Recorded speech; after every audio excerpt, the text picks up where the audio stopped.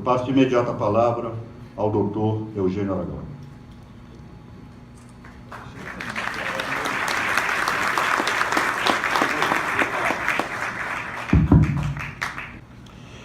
O momento político que nós estamos enfrentando aqui no Brasil hoje, ele é único na história política brasileira.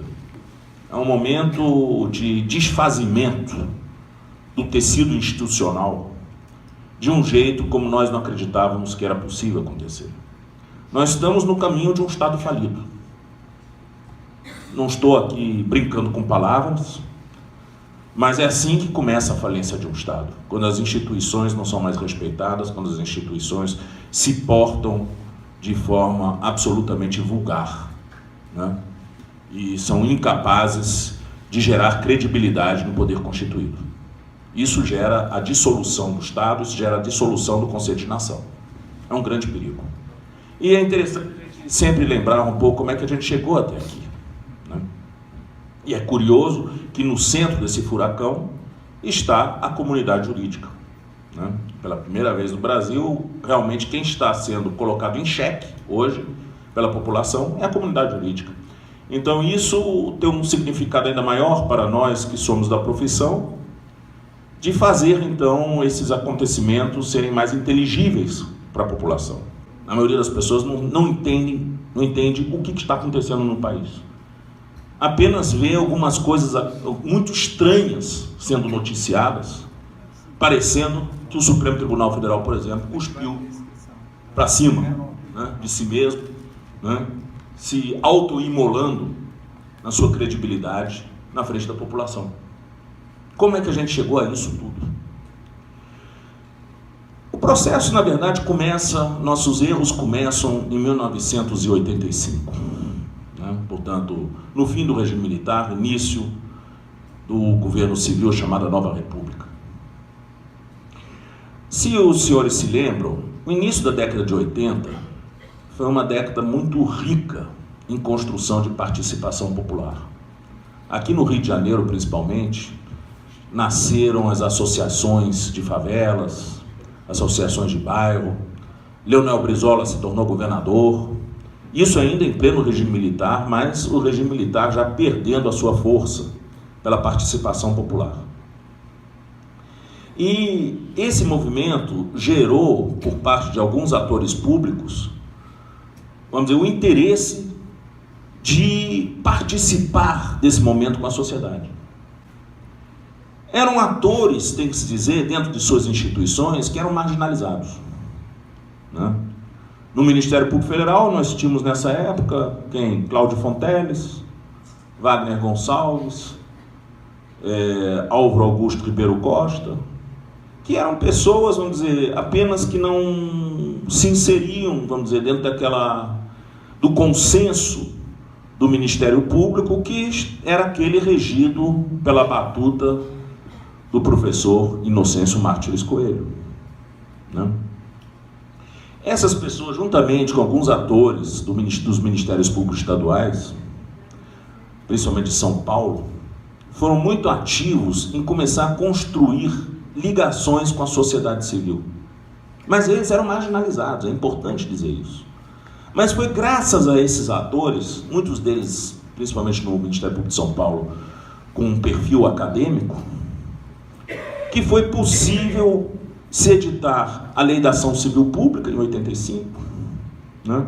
Depois do Código do Consumidor, fortalecendo uma instituição nova, que era a instituição desses pioneiros, que era o Ministério Público. Esses pioneiros, eles tinham um perfil completamente diferente, porque eles buscavam contatos com a oposição, inclusive. Eram pessoas que queriam ser suprapartidários e queriam, vamos dizer, se articular, fazer com que o Ministério Público participasse das grandes questões nacionais. E não na posição de quem tinha que ensinar alguma coisa aos movimentos sociais, não, mas quem tinha que aprender com eles. Nós usávamos muito mais os ouvidos do que a boca. A gente ouvia muito mais.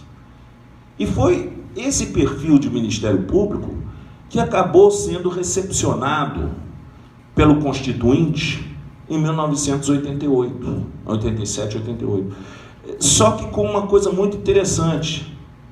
Naquela época, pelo menos, a nossa atuação no Ministério Público Federal, lá em Brasília, era, vamos dizer, uma atuação muito de formiguinha, de ir conversar com os deputados, e principalmente com os deputados do PT.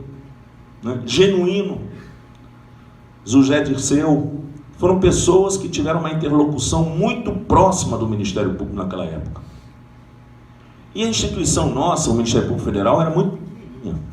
Né? Era uma instituição que contava mais ou menos com umas 200 pessoas no Brasil inteiro, se tanto.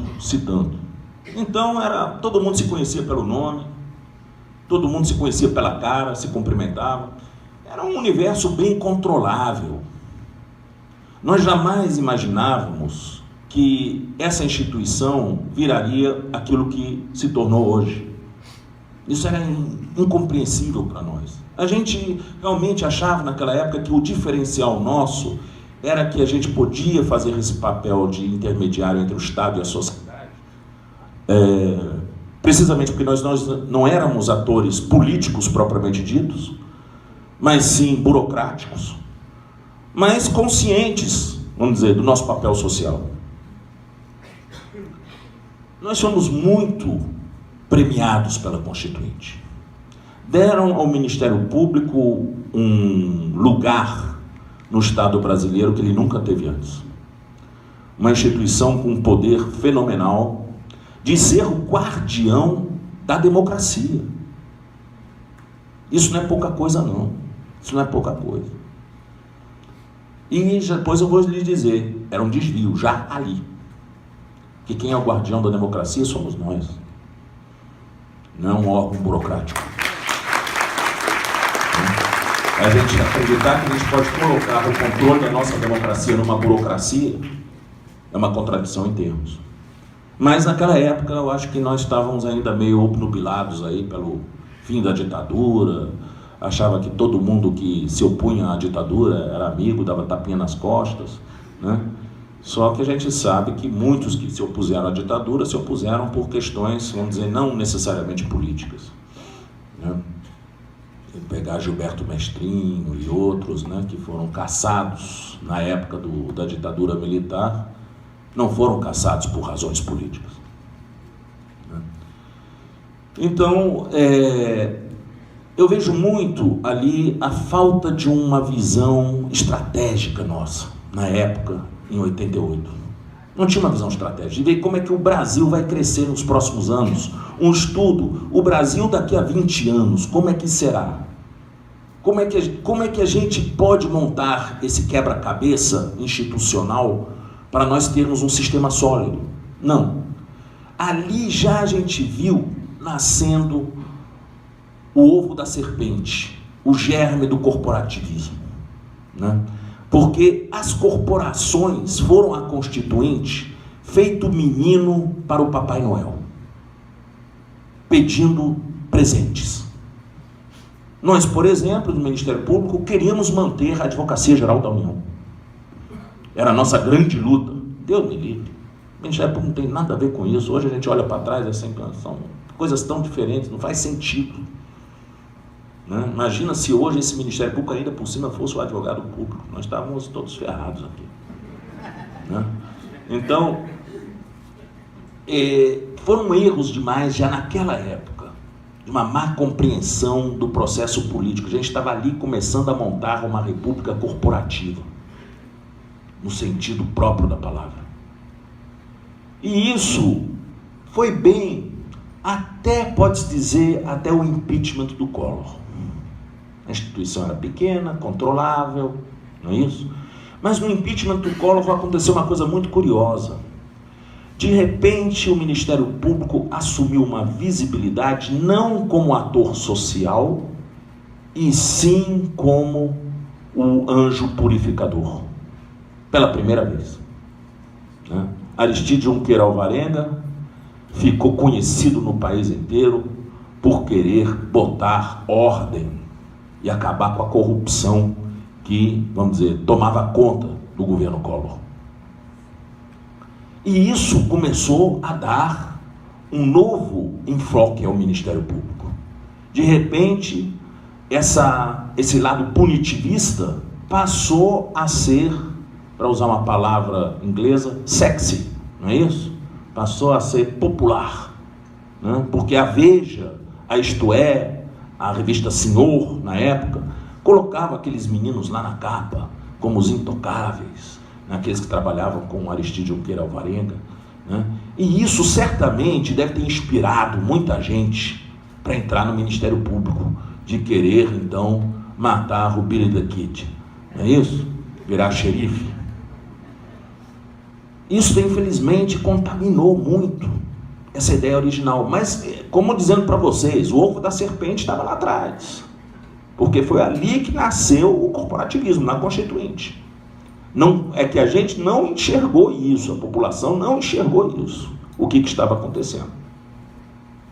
Bom, o fato é que, a partir daí, e também com a edição da lei da improbidade administrativa, né, o Ministério Público assume uma condição nova. Ele passa a ser um agente, em vez de ser um agente respeitado pela classe política, ele passa a ser um agente temido. E ele manipula esse medo, infelizmente. Passou a manipular esse medo porque isso lhe dava prestígio. Isso o fazia sobressair dentro do Estado brasileiro, como o povo mesmo gostava de dizer, o quarto poder, aquele que controla os demais. E ali começa então a nascer o que eu chamo de Estado ameganhado. Esse Estado miganha começa com Collor, vamos dizer, com o impeachment do Collor, a vitória do impeachment do Collor, diga-se de passagem, grandemente manipulada pela Rede Globo, né? A mesma Rede Globo que colocou o Collor foi a Rede Globo que destronou o Collor e montou então aquele movimento dos meninos lá de verde e amarelo, muito parecido com aquilo que está acontecendo hoje, só que, claro, em outras proporções, né? Em outras proporções. Mas aquele tipo de manipulação já começava ali, e a gente não se dava conta, disso, do que estava acontecendo. Né?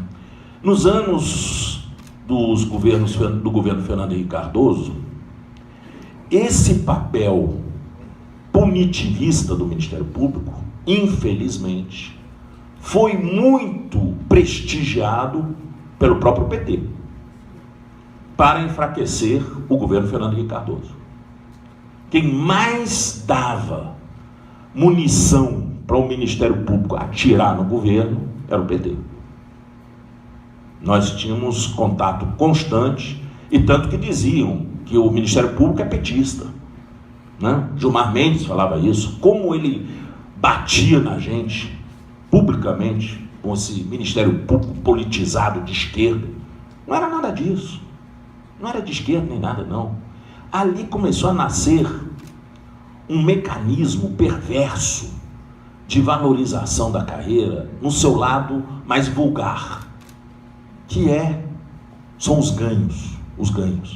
Logo, isso é uma coisa talvez até que não estava no consciente coletivo, mas certamente no seu inconsciente do Ministério Público, sabendo que quanto mais o Ministério Público mostrava seus dentes, mais ele era temido, mais ele era recebido com tapete vermelho pelos deputados, senadores e pelo Poder Executivo, e mais ele conseguia então auferir vantagens. As vantagens, isso aí no plano federal, porque no plano estadual o mecanismo é muito diferente. No plano estadual, o mecanismo, infelizmente, é muito mais de uma aproximação do Ministério Público com os governadores.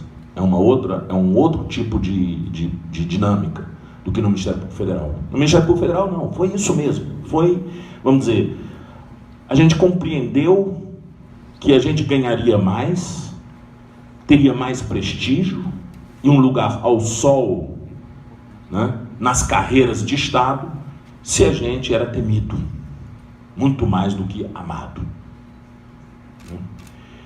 E esse sistema que eu em 2010, quando eu escrevi pela primeira vez a respeito disso, eu chamei de corporativismo de risco, né? É hoje o que move o Ministério Público. É um jogo de poder. É um jogo de poder dentro da administração pública, né? Dentro do Estado brasileiro, né? E todas essas operações, na verdade, são um aspecto desse jogo de poder que começou lá atrás. Porque teve uma coisa que agravou dentro do Ministério Público, que foi o concurseirismo, que é uma outra dinâmica também extremamente perversa. Os colegas, quando viram, na época ainda não eram colegas, eram meninos, muitos deles, viram aquele Ministério Público na capa da Veja, né, na capa da Isto É, eles diziam mais ou menos para eles mesmos: amanhã eu quero ser tão bom quanto esse daí, né? E começou a atrair, principalmente por causa do alto salário, por causa do prestígio, começou a atrair uma clientela para as carreiras que não era a sua clientela original. Quando nós fizemos concurso público para o Ministério Público, é verdade que o Ministério Público era uma carreira prestigiada. Ser procurador da República tinha um certo prestígio na sociedade. Mas era um prestígio que tinha muito mais a ver com, vamos dizer, seu lugar dentro do Poder Judiciário, né? Era um prestígio burocrático, porque nós não ganhávamos bem. Nós ganhávamos tanto quanto um assistente jurídico no Poder Executivo. Não era mais do que isso. Mas com essa dinâmica do corporativismo de risco, os ganhos foram aumentando muito em relação às outras carreiras de Estado. Nós chegamos ao topo da cadeia alimentar, juntamente com os consultores do Senado, né? Antigamente, quando eu entrei no serviço público, o top era ser advogado do Banco Central, né? Que era assim, ou do BNDES, né? Era o BNH, eram assim as carreiras mais remuneradas. Esses daí perderam feio para o Ministério Público. Então, começou a atrair pessoas que normalmente iriam para os grandes escritórios de advocacia, os filhinhos de papai. Então, mas agora a carreira começou a receber essa clientela. E essa clientela, ela entra no Ministério Público através da meritocracia. Porque os concursos começam a ser extremamente competitivos e concorridos, porque o número de candidatos sobe a cada ano, muito, e as vagas continuam as mesmas. Então, temos agora concursos, tivemos concursos já com 16 mil candidatos no Brasil inteiro, no Ministério Público Federal, né?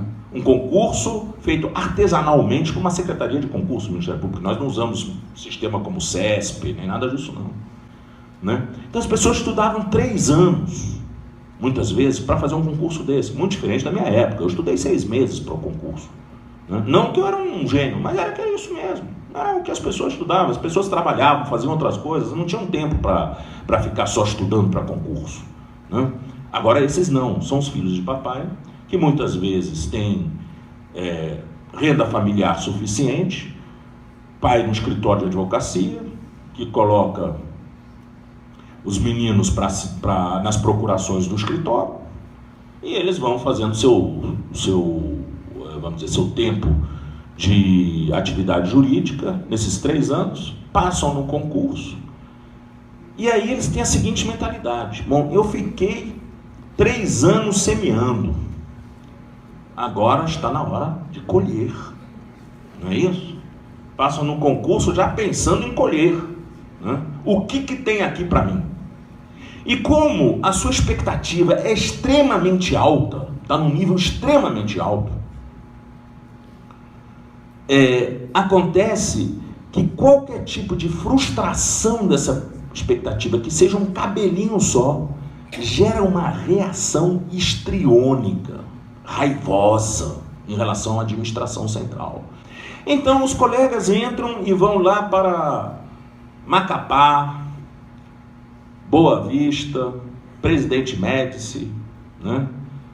Para essas cidades do interior do norte, na fronteira. Eles não fizeram concurso para ir para a fronteira, não é isso? Eles fizeram concurso para estar no Rio de Janeiro, estar em São Paulo, Belo Horizonte, Brasília. Então, há uma natural fuga da periferia para o centro dos colegas. Eles não querem ficar lá. Então, o que eles fazem? Começam a pressionar a administração para fazer mais concurso. Tivemos um ano que a gente fez 2 concursos no ano só, por conta da pressão. E foi uma péssima experiência, diga-se de passagem. Eu estava na banca desses 2 concursos. O que se notou é que o segundo concurso, os candidatos eram muito piores do que no primeiro. Por quê? É porque não dá para você colher 2 safras no ano só. O concurso público, que a gente idealizava como um instrumento extremamente democrático de acesso ao Ministério Público, de recrutamento, porque dava a todo mundo a mesma chance, se revelou, na verdade, um instrumento de discriminação social pela meritocracia. Porque só pode ter acesso a essa carreira quem tem recursos para isso. Primeiro, para estudar, porque aquele que trabalha não tem condição de concorrer nas mesmas condições. Quem fez uma excelente faculdade, o que significa que passou muito bem no seu primeiro e segundo grau em escolas privadas, muitas vezes. E essas pessoas, por exemplo, nós tivemos problemas em Manaus, no Ministério Público, e continuamos tendo até hoje. Manaus não tem ninguém lá que é de Manaus. São tudo pessoas do Sul Maravilha que vão para lá e não ficam lá mais de que 3 anos. Isso é uma dinâmica, vamos dizer, que tratou muito de destruir internamente o Ministério Público. Passou a ser uma carreira muito demandante, exigente em relação à administração e muito menos servidora no sentido próprio. Infelizmente, foi isso que se construiu. Isso a gente foi vendo também com mais ênfase nos anos de governo do PT de 2003 para cá. Um reforço dessa tendência. Por várias razões. Além dessa dinâmica do concurso público que seleciona gente mais da elite, nós temos também o fator da eleição do procurador-geral por lista associativa, né? O Ministério Público já tem um problema de governança muito sério, porque seus órgãos, vamos dizer, de política institucional, seus órgãos centrais, são todos eles eletivos. Conselho Superior, né? E os outros são escolhidos pelo Conselho Superior. As câmaras de coordenação, Procuradoria Federal, Direito Cidadão, tudo passa por aquele crivo daquele colegiado que é muito mais do que institucional, um colegiado que se tornou corporativo. Porque todo mundo vota naquele colegiado. E a gente passou a ver o seguinte, diante de uma massa de colega indistinta, que a gente nem conhece mais pelo nome, pelo Brasil todo, os candidatos ao Conselho Superior, eles adotam um discurso da plateia, né? Passou a ser que nem campanha de OAB, né? Discurso para agradar a plateia. Isso, claro que esmorece o espírito combativo. Os colegas sabem que se eles forem na contramão dessa demanda corporativa, eles não se reelegem. E eu sou um exemplo disso, né? Tive um mandato no Conselho Superior e não fui reeleito. E não fui reeleito porque eu não adotei o discurso da corporação. Eu fiz a crítica à corporação no Conselho Superior. Claro, tive 2 anos de Conselho Superior e não mais. Só que a casa não é democrática para perceber essas coisas, né? A casa é aristocrática, não democrática. E os grupos lá dentro que existem são grupos hegemônicos, não são grupos ideológicos.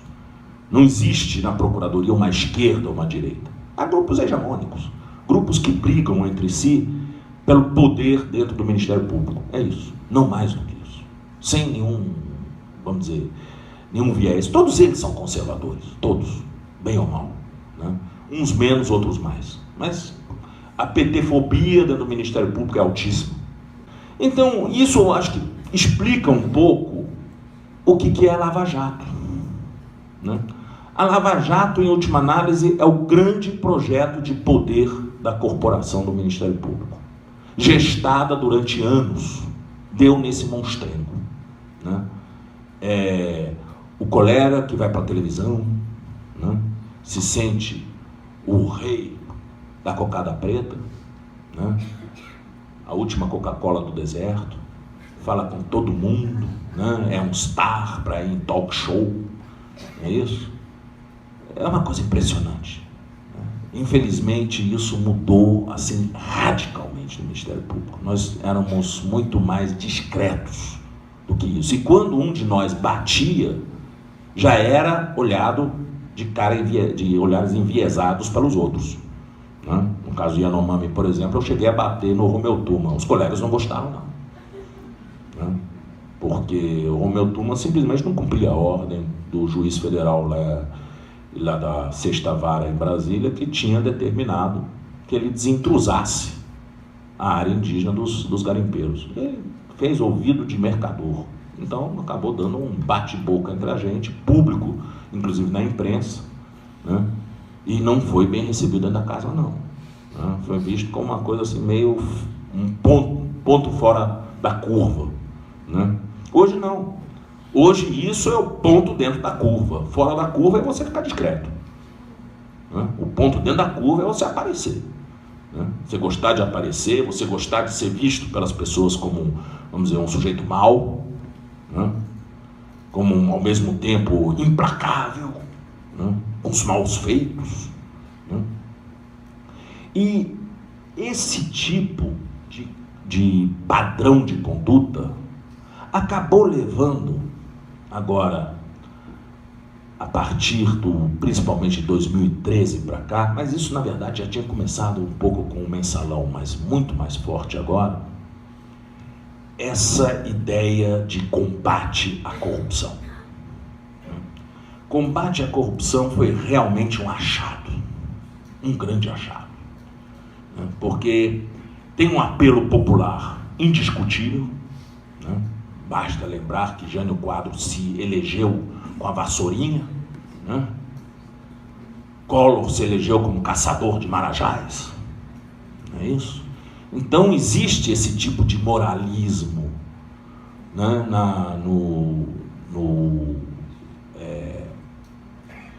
dentro da nossa imagem coletiva do Estado, de que tudo é podre na política. E o Ministério Público se aproveitou disso. E, ajudado pela imprensa, criou uma verdadeira obsessão nacional pelo tema da corrupção. Porque é um tema que ajudava todo mundo. Era a pedrinha de toque que faltava para desqualificar o governo da vez, para quem quisesse, fortalecer o Ministério Público e mobilizar a população. Essa mobilização teve pode-se dizer, um laboratório que antecipou, que foi a tal da PEC 37, né, nas manifestações de rua de 2013. O Ministério Público conseguiu inocular dentro daqueles movimentos que ainda estavam um pouco sem rumo, né, a sua agenda. Chamavam a PEC 37 da PEC da impunidade.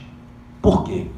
Porque impediria o Ministério Público de investigar, só permitiria a polícia de fazê-lo. PEC da impunidade, quando você diz que você vai fortalecer a polícia, é meio esquisito, né? Mas colou.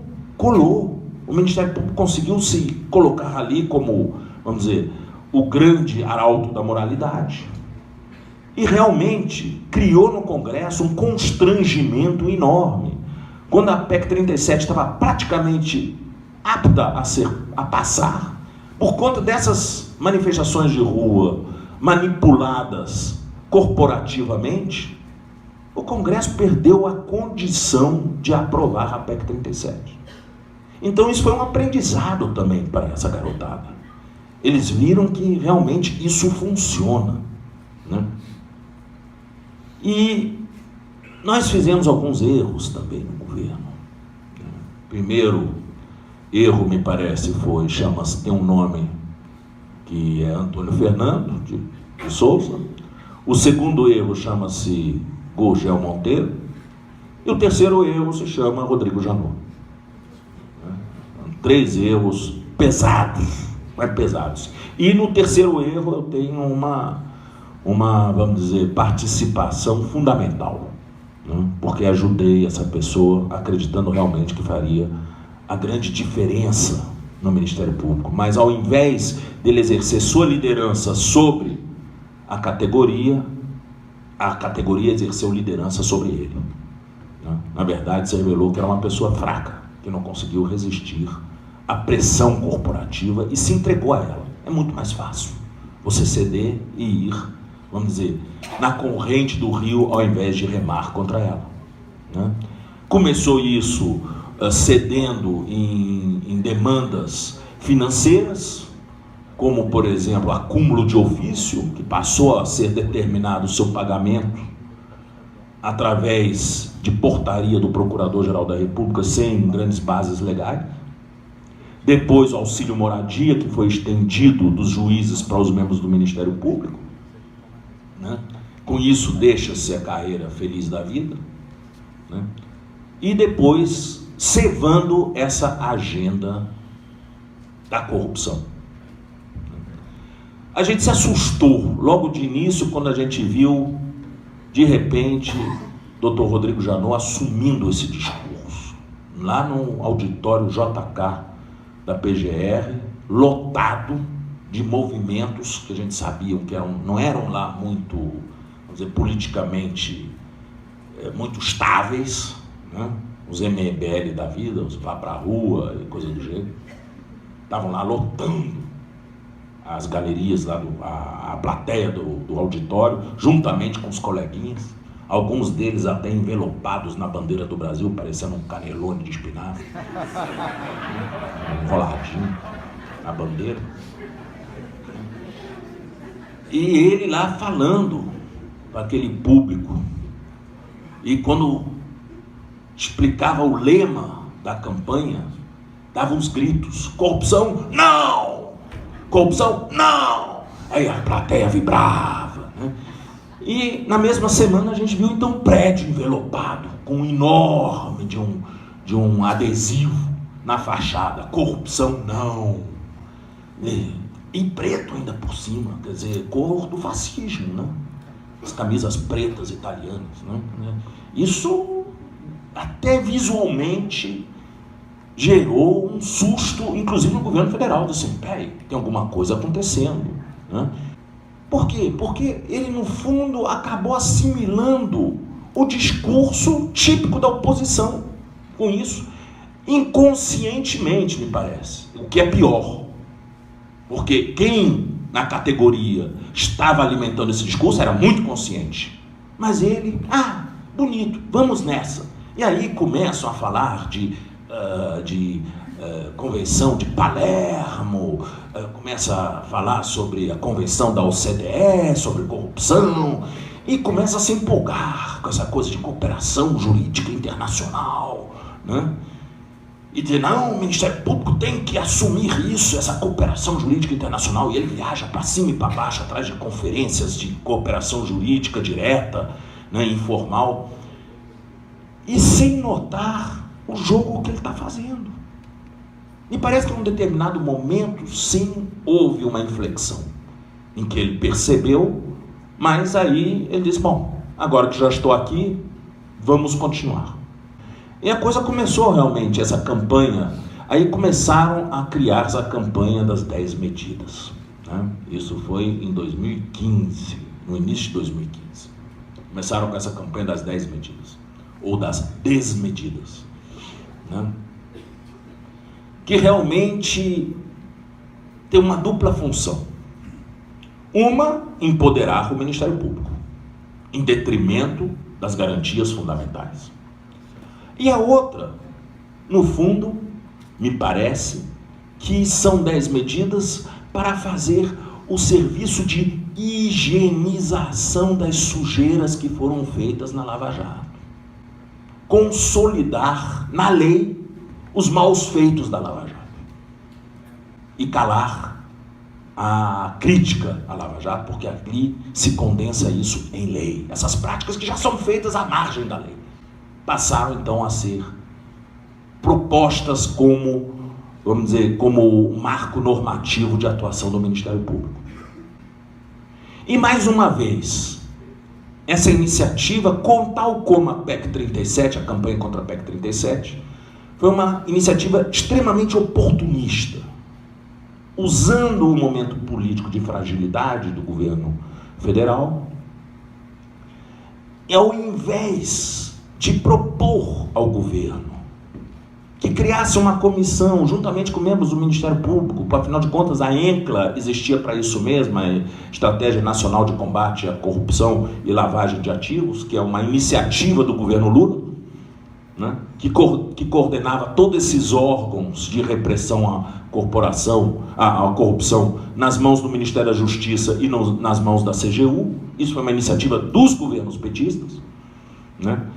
Ali podia-se discutir essas 10 medidas e fazer uma propositura do Poder Executivo, tanto que a presidenta Dilma fez um pacote anticorrupção e pediu, inclusive, urgência ao Congresso, e quando chegaram as 10 medidas, né, o pacote perdeu a sua urgência, o Congresso, o Eduardo Cunha tirou a urgência do pacote da Dilma, foi colocado na gaveta para, no seu lugar, assumir oportunisticamente o lugar, as 10 medidas do Ministério Público, né? E, curiosamente, aquilo que as 10 medidas têm de aceitável é aquilo que estava no pacote do governo federal. E o resto, na verdade, foi, vamos dizer, o lixo que foi colocado em volta, né? Agora, por que eu digo que é oportunista? A Constituição da República, ela diz que os poderes são separados, mas harmônicos entre si. Você propor uma medida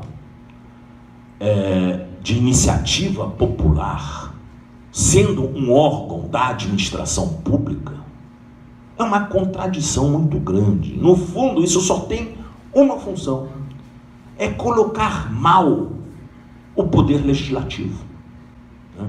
E isso gera, claro, uma tensão entre poderes. Isso é inconstitucional por si, porque isso quebra uma cláusula pétrea, que é da harmonia entre os poderes, que está na Constituição. Como é que o Ministério Público usa a iniciativa popular para fazer pressão em cima do Legislativo e do Executivo com as suas 10 medidas, torná-las incontornáveis, né?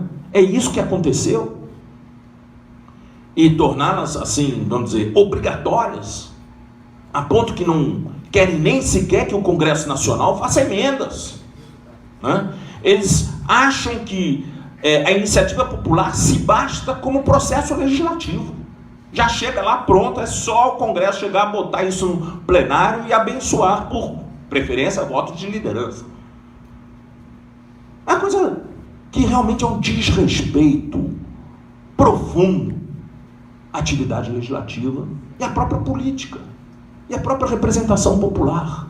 É um sequestro corporativo da soberania popular, né? E as pessoas não notam isso, que na verdade estão sendo engambeladas, porque isso é um jogo de poder, isso é um jogo de prestígio, porque isso poderia ser proposto por outro jeito, poderia ser uma iniciativa do próprio Congresso, poderia ser uma iniciativa do Executivo. Afinal de contas, o Ministério Público é parte do Estado brasileiro.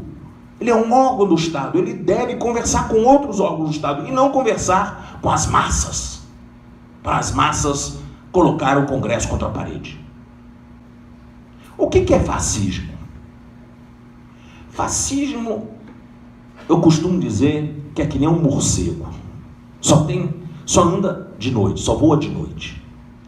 O fascismo é um tipo de prática política, muito mais do que uma ideologia, é uma prática política oportunista e populista, que tem sucesso a partir das fobias da coletividade. O fascismo, ele tem o seu auge, seu momento, vamos dizer, de ouro, né? Isso é era de ouro, um momento em que a sociedade está por baixo, desesperada, né? Aí o fascismo nasce. Por quê? Ele mobiliza as massas através das suas fobias para propor-lhes soluções para os problemas que não são factíveis. Isso é populismo, né? Que não são factíveis. Cria esse tipo de ilusão para que, através dessas propostas, eles vão atrás de algum tipo de liderança, mas vão atrás dessa liderança a partir da desqualificação dos seus adversários, né? Ou seja, o fascismo, para ele poder ser bem sucedido, ele precisa do desespero e ele precisa do ódio. São dois elementos necessários para o fascismo. E o Ministério Público hoje está manipulando o medo, a insegurança da sociedade, está tudo podre, nada vai para frente, e o ódio. Esses petralhas. Né? Manipula esses dois conceitos. E com isso se habilita a ser o salvador da pátria, fazendo propostas de que com suas 10 medidas se acaba com a corrupção, o que é completamente ilusório. É tipicamente fascista, em todas as características do fascismo. Não é um jogo de palavras. É fascista porque congrega os elementos da prática fascista, né? E é populista, claro, porque todo fascismo é populista, necessariamente. Ele exige, vamos dizer, a manipulação das massas funciona a partir de um sentimento de pertinência nacional, das pessoas participarem da mesma comunidade. Nós, os patriotas, contra eles, os bandidos. Agora, como reagir a isso? Me parece que com o golpe deste ano, que ainda está em curso, nós não podemos achar que isso foi uma coisa que se encerrou com o afastamento definitivo da presidenta Dilma. Não, esse golpe está em curso e ele é de longuíssimo prazo, porque ele encerra em si mesmo o estado de exceção, né? Ou seja, o golpe ele se perfaz na instalação do estado de exceção permanente, né? Estado de exceção, que é algo para ser transitório na Constituição, diante de uma urgência nacional, né? Aqui se transforma no estado do anticonstitucionalismo permanente. Nós hoje no Congresso não temos mais uma constituinte, nós temos uma desconstituinte, né? E nós temos um Supremo Tribunal Federal desconstituinte também, que não faz o controle da constitucionalidade, mas nega a Constituição. E nega a Constituição, assim, em série, né? Esse é o grande problema. Como reagir a isso? Nós temos consciência disso. E, no entanto, é um rolo compressor que passa em cima da gente, que parece que é a mídia, são as redes sociais, aliados às instituições corporativizadas, né? As corporações que tomaram conta das instituições e as senhorearam de sua linguagem. Hoje a linguagem institucional é uma linguagem corporativa, né? E nós estamos na chuva, porque nós sabemos que o judiciário não nos acolhe. Não nos acolhe. Não adianta. Você pode ir para o Supremo Tribunal Federal, mas a sua iniciativa sempre será uma iniciativa simbólica, né? Ou seja, é aquela bomba que você coloca no colo deles, porque a cada bomba dessa que estoura no colo deles, eles vão se desmoralizando mais um pouquinho. Então, me parece que, apesar de ser simbólico, essas iniciativas, claro que têm sua função. O pedido de impeachment contra Gilmar Mendes no Senado foi arquivado de plano, mas é um procedimento de desgaste de toda essa camarilha que tomou conta do poder, né? Porque a camarilha que tomou conta do poder aqui no Brasil, ela tem, vamos dizer, ela tem uma dupla face. parte dela é fascista, moralista, e parte dela é estelionatária. Né? Ou seja, nós temos... O estelionatário é o senhor Michel Temer. Não ouso nem chamá-lo de presidente. Senhor Michel Temer. Não, o senhor Michel Temer é um estelionatário par excellence. Não é isso? Porque ele, aposentado aos 54 anos de idade, quer que o trabalhador brasileiro só possa se aposentar aos 65 anos de idade, ou seja, nunca. Porque a expectativa de vida de 70 anos é para nós aqui, a classe média, que tem um plano de saúde, essas coisas. Agora, o trabalhador braçal brasileiro, esse lumpen, esse vai ser morador de rua. Porque ele não vai ter saída. Ele vai chegar um momento que ele não vai estar mais apto para o mercado de trabalho e não vai ter aposentadoria. E vai ser morador de rua. Nós vamos, na verdade, aumentar os cordões de miséria nas nossas cidades. E depois tem Ministério Público para impedir que esses cordões de miséria se comuniquem com o centro, porque bota-se polícia para proibir esse povo a ir nos bairros de gente fina. E se acha que com isso você resolve os problemas do país. Nessa ilusão. É o que está para acontecer nesse país. Né? Esse é o lado estelionatário, cruel, né? Do golpe. Porque golpe tem esse duplo sentido. O golpe tem um sentido de uma quebra da institucionalidade e da constitucionalidade, uma ruptura política. Mas golpe também tem um sentido de ser uma trapaça, não é isso? Eu fui vítima de um golpe, né? Fui vítima de uma trapaça. E esse golpe tem esses dois lados. O da ruptura fascista e do estelionato, da trapaça. E a trapaça começa já com a própria impeachment. De se usar um mecanismo que serve para responsabilizar o chefe do executivo quando pratica crimes de responsabilidade, e foi utilizado apenas como um mecanismo de voto de confiança do Congresso Nacional, como se nós estivéssemos dentro de um regime parlamentarista. E aí, nós não temos ninguém para dizer isso. Por quê? Porque o Supremo Tribunal Federal, a gente vê hoje, assim como os juízes e o Ministério Público, eles são parte do golpe. Eles estavam no golpe desde a primeira hora. Não é à toa que Romero Jucá, naquela gravação que foi feita pelo Sérgio Machado, né, ele afirma com todas as letras, não, nós precisamos controlar isso com o judiciário, né, com os militares, Supremo Tribunal Federal, já temos que conversar. Você já conversou? Já conversei com vários ministros. Ou seja, o acordão foi feito com o Supremo. Foi feito com o Supremo. O Supremo se prestou a isso.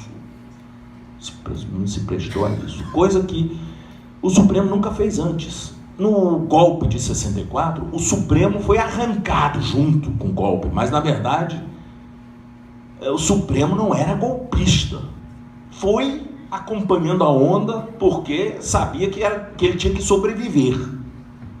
Mas hoje não. Hoje ele é protagonista do golpe. É protagonista. Ele não é mero coadjuvante, ele é protagonista do golpe.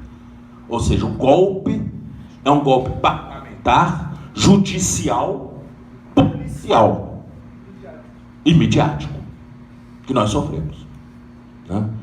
E nós temos que ter a consciência disso para saber o tamanho do rolo compressor que está vindo para cima de nós, né? E que, vamos dizer, encontra um Brasil com uma sociedade civil e uma classe média, principalmente, não os movimentos populares, a classe média, principalmente, muito inconsciente politicamente. E isso eu atribuo muito ao modo como a nossa educação funciona. Tá? A educação elitista. São meninos que sempre viveram numa redoma. Quando os pais têm uma visão crítica do mundo, é um presente para os filhos. Os filhos conseguem se criar com essa visão crítica. Mas quando os pais não têm, eles acham que o mundo é assim, aquela coisa bonita, cor-de-rosa, que eles estão vivendo. E tem muitos pais que fazem questão de incutir isso nos filhos, né? Na classe média. Que o mundo é bonito, e que o mundo é deles, e que existem uns pobres feios que estão lá para fazer maldade com eles, então eles tratam de se cuidar. Por exemplo, toma cuidado quando você vem da escola, porque aquele menino lá pode tomar seu tênis Nike, né? Então já vê pobre como ladrão de Nike, né? Porque muitas vezes esses meninos voltam para casa descalços. Por isso nós sempre tivemos um direito penal do inimigo aqui no Brasil. Mas é um direito penal do inimigo, por quê? É um direito penal em que se declara o pobre como inimigo. Agora, nós estamos vendo um direito do inimigo politizado, né? Porque agora não é só o pobre que é o inimigo, mas também aquele governeco que apoiava esses pobres, essa cambada, também é inimigo, né? No fundo é isso. É isso que nós estamos vivendo. Nós viramos clientela do direito penal do inimigo, né? Ou seja, aquele direito penal que vê o réu não como um cidadão que tem uma presunção de inocência e que você deva dar credibilidade e deva dar dignidade, até porque se ele, no final das contas, for condenado, ali mesmo a execução da pena deve se fazer com toda discrição, para que essa pessoa possa um dia voltar ao convívio social. Não, não é assim não. É tudo feito como um grande espetáculo. É tudo feito como um grande espetáculo. O direito é um espetáculo hoje, espetacularizado. Nós estamos vivendo, os juristas, dentro de uma novela mexicana. É o que nós estamos vivendo hoje. Ou seja, tudo é dramático, é dramatizado, né? Não tem um dia nos jornais que não tem alguma notícia do mundo jurídico popularizado como grande escândalo, né? E isso vai corroendo a institucionalidade. Isso vai corroendo. Nós temos agravante das redes sociais, né? As redes sociais são um fenômeno que, pode-se dizer, começam nos Estados Unidos no ano 2000, 2004 a 2008 eles assumem um platô, né? E a partir de 2008 tem um crescimento vertiginoso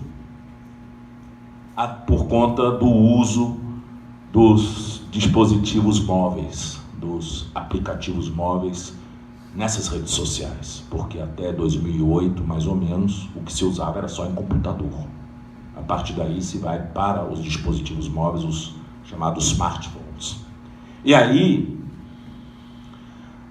as redes sociais passam a ser popularizadas. Só que a gente na rede social, a gente tem uma ideia de que nós estamos mobilizando coletividades conscientemente, politizada a vontade de participar, etc, etc, etc. Mas não é bem isso, não. As pessoas que são viciadas em redes sociais, e hoje isso aqui é praticamente a dia toda, elas, na verdade, têm uma vida extremamente individualista e extremamente solitária. É claro que a rede social pode ser usada também de forma positiva, para quem usa ela como instrumento de mobilização, né? Por exemplo, quando a gente cria os nossos grupos em WhatsApp e outros dispositivos, você conhece as pessoas que estão lá dentro. Vamos dizer, um tipo de mecanismo diferente, porque você conhece as pessoas que estão lá dentro, esses grupos são fechados e eles são instrumentais para uma mobilização de um grupo. É diferente do que essas redes abertas, que são que tomam conta hoje. E nós sabemos que essas redes, elas têm uma dinâmica interna muito curiosa, porque existem pessoas que são mais afetas ao risco e outras menos afetas ao risco. Então, as pessoas mais atiradas são aquelas que tomam as iniciativas. E tem outras pessoas que só entram no bonde quando o bonde está cheio, né? Porque eles querem ter a segurança de que... Então existem, como dizem os especialistas, os patamares de risco na internet, que as pessoas só vão... Tem pessoas de todos os tipos. E existe, portanto, uma questão de personalidade das pessoas lá dentro. E você manipular a personalidade daquele que está no final, no último patamar, aquele que só entra realmente com um bonde abarrotado, né?